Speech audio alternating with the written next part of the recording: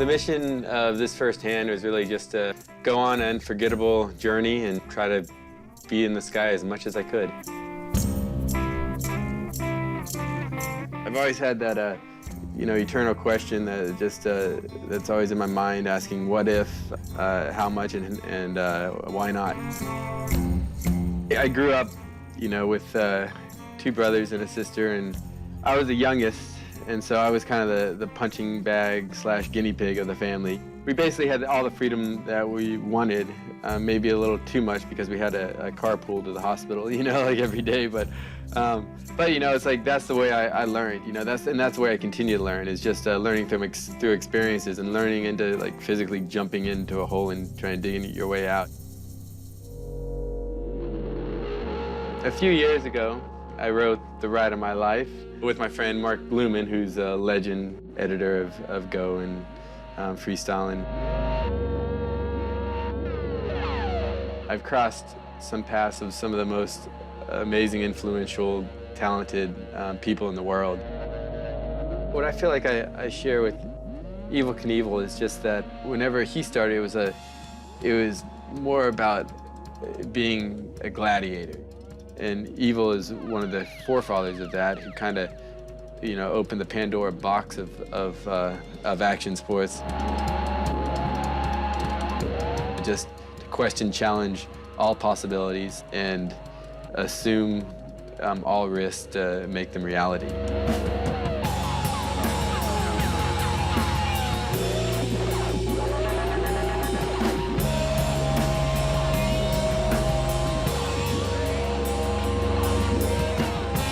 Myself, I've had hundreds of concussions that have knocked me unconscious, and I've lost my memory. And I say hundreds now because I know it's more than 100, that's happened to me, So it's just, it's ridiculous I can even hold this conversation right now. So I got real paranoid whenever I started hitting really hard and started losing a lot of memories and things like that. And which kind of inspired me to write my book. So I kind of remember a lot of them. But in retrospect, I'm glad to say that I know my name's John. I know that I've been a female for 13 years. So yeah, everything's back to normal finally. I just wanted to kind of document all those experiences that I have, and really the journey of my life that led me to where I'm at now.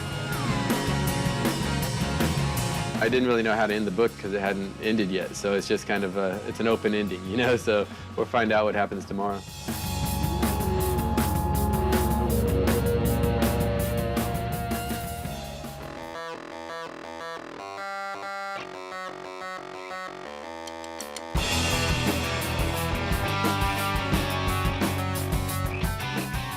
We're going to start our trip off.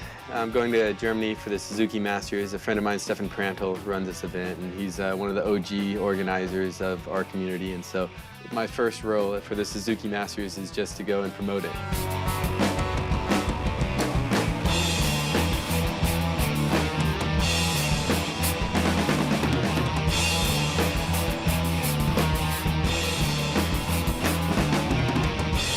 The Suzuki Masters encompasses all the disciplines in our sport, from flatland, from dirt to vert to street. So it's a great place where it encompasses all the talents inside our community, so it brings in a huge following and a huge flock of hardcore enthusiasts. The fans are just so sincere. They really have followed you for a long time, and they're really kind and helpful, and it just makes such a good vibe, It's like a big party. This is going to be my new era of casual competition. And so I'm going to compete casually. Basically, I'm going to do a show, and then you guys tell me when to stop whenever my show's done,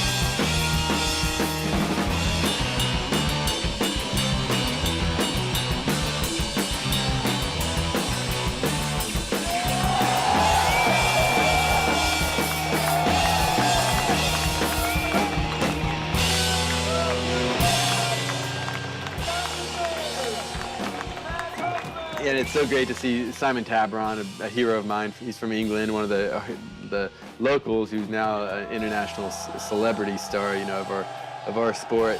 Pull a 900 clean. I got second place. I mean, I'm just representing my casual competition years, yo.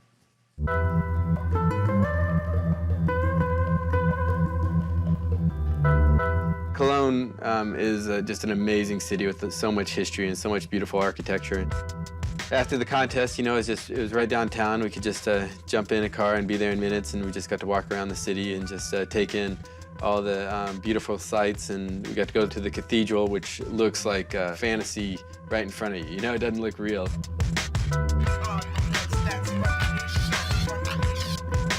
Cologne has been shrouded, and it's time to move on to the UK.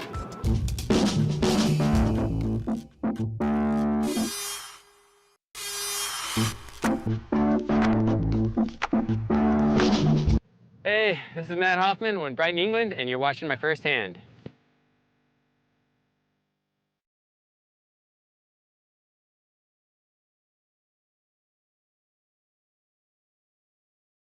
We flew into London.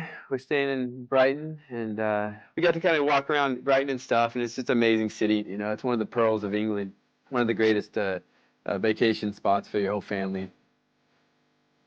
They have great places for football and yard sports right before the beach. They've just designed the whole beach frontal area for families and for fun. It's amazing how the city's laid out, and so we got to walk around and take in all that and admire it.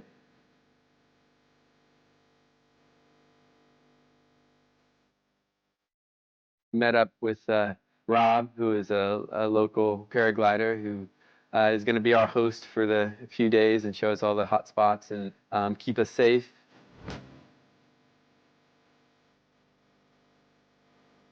Went to the first place. It was high and over, and it's like a nice grassy hills that just open up to this big valley, and we had to do a little hike down to the launch area. I was new to the spot, you know, and they don't let the new jacks in too easy if you're not a hardcore local. So I had to fly around a little bit and scared a few people, and then finally showed them that I could fly.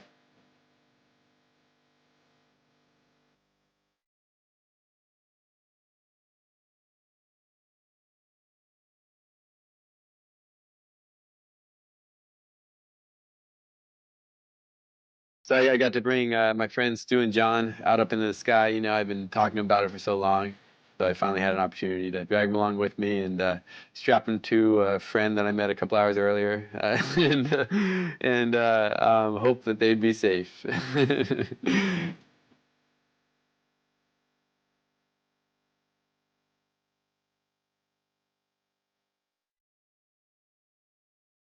Such an amazing experience for me, and to be able to share that with my friends and watch their eyes and how they light up, it makes me kind of relive the first time I went flying again.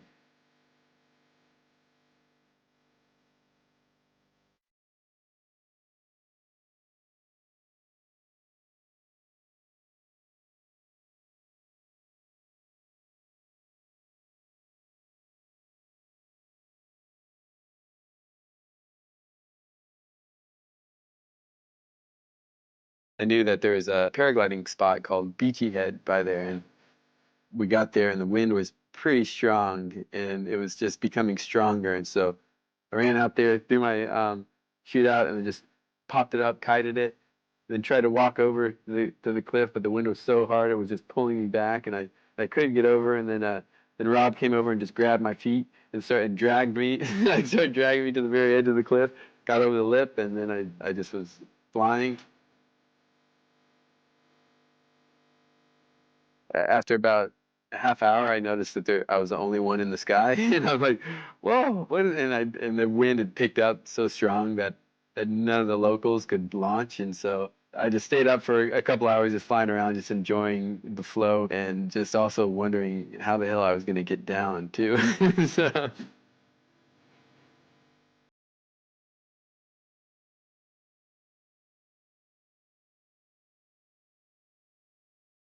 hit up 2 spots, one that is never flyable at that time of the year, and the sky isn't on your schedule, so it's good that we just happened to hit it right on and got to watch the sunset, just as satisfied as could be, and had a good night's sleep.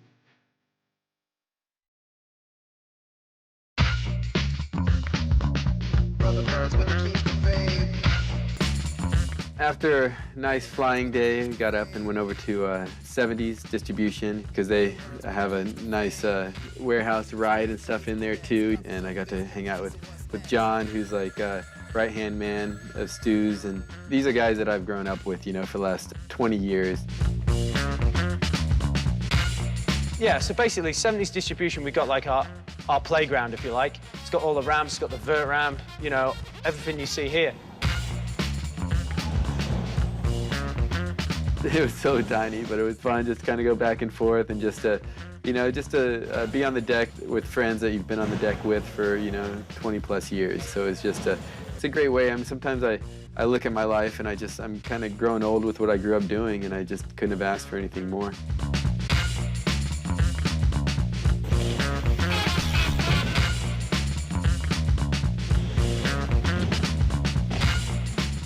Matt has to be doing something. If you ever watch Matt, like, you watch him, he has to be doing something. And like today, on that rail, he has to do it. If he sees it, he has to do it. He can't, that's what kills me so much.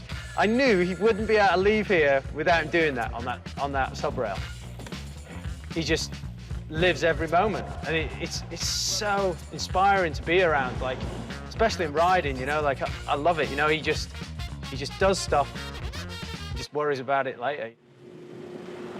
Excuse me, who invited you?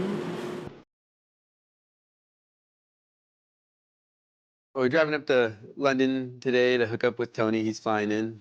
We're going to do the Radio 1 interview and get some PR for the next event in Birmingham. And so hook up with Tony, do an interview with Edith, and see where it goes. BBC and Radio 1 is like the hugest broadcast radio and television in England. We're going to BBC 8. So it was just an honor to be asked to do the afternoon show and to be with Tony and stuff. We could just kind of hash through old memories and just strike up some great PR for the event, you know. And so it was a lot of fun. And this is what it looks like, what the visual of radio looks like. Action. So please welcome to the show, the Condor and Birdman. Hello. Hello. I think. Mat Hoffman and Tony Hawk in real life. How are you? Great. It's psyched to be on the show. You're in the country for this this massive show that's taking part in Birmingham this weekend. Yep.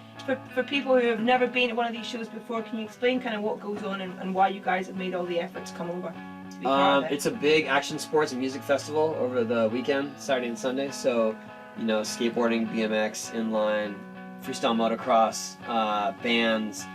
It's a big party. It's but with the focus on our kinds of sports. You know what I mean? Because a lot of the when you see our sports in concert festivals, it's kind of a sideshow. Yeah. But our sports have come so far that they can be the center of attention now. When you say our sports, would you say action sports? Would you call, you know, skating and bike? Would you call it extreme sports? Is there a category for it, or? I think action sports is kind of a good definition of a sport that you just get to make up the rules, break the rules, change the rules. You know, it's kind of Make your own rules. And Yeah, it's constant action. I mean, yeah. that's the bottom line.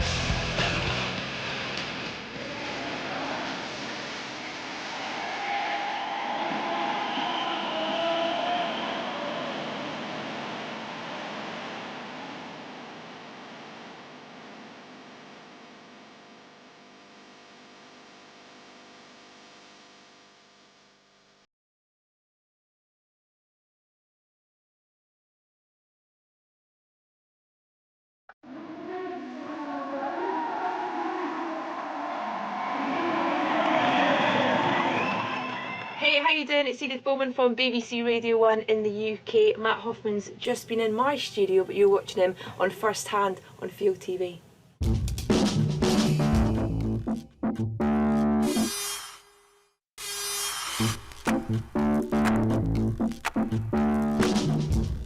Hey Hey, this is Mat Hoffman, and this is my first hand. Welcome to my town of Edmond, Oklahoma.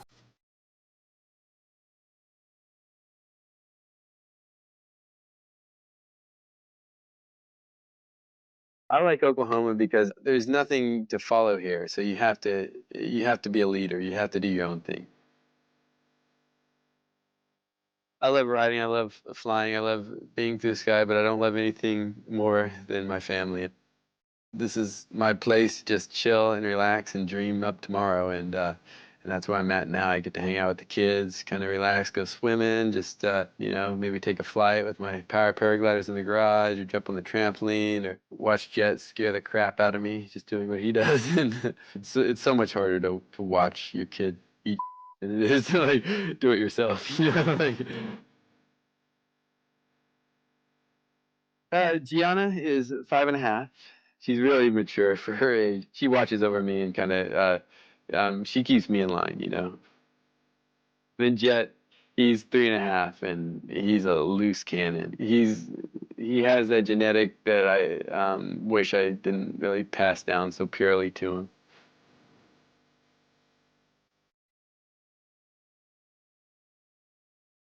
This house is built on creativity and imagination, and just every room in it tries to influence and inspire that in some way. My kids, my family, my wife, my friends, my passions, they make me happy and they keep me balanced, you know? I live without limits, you know? And I think too much planning installs limits. I just let serendipity kind of be my guide and let my instincts just kind of take over when I get there. You know, a lot of people think I have a death wish, and it's not that I have a death wish, it's that I have a wish to live, and I wish to live full throttle. I live in the moment, I live day by day, and now this is time to start dreaming up what I'm going to do next year.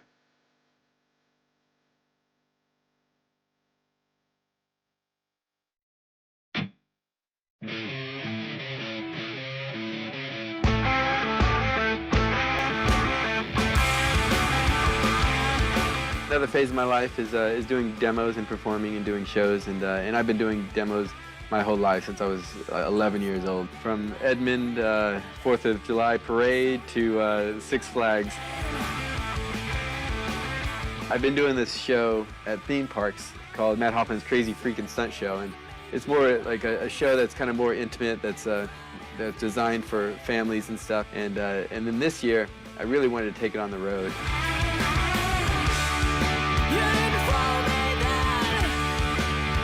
We're at the Louisville Six Flags theme park. We have 3 shows a day for 3 days, and we're just trying to do all we can to give Six Flags their new face that they're building right now, and so we get to be part of that, and we get to be part of making people psyched, you know, and that's what it's about.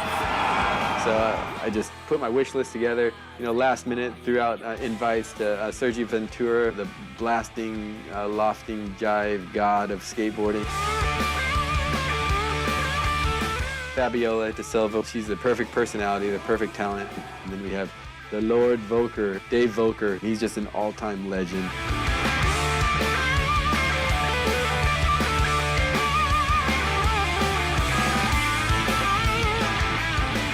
Matt Wilhelm, you can put him in a 5x5 space and he'll blow your mind away.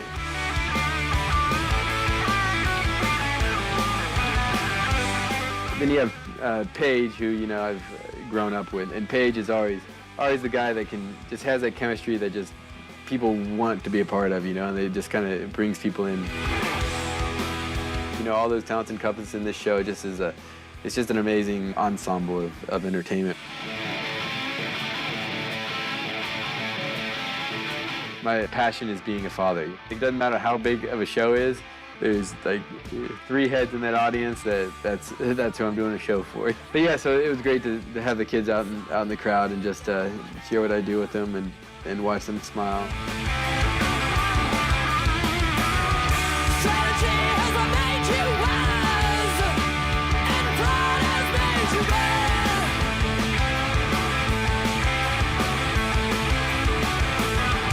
Even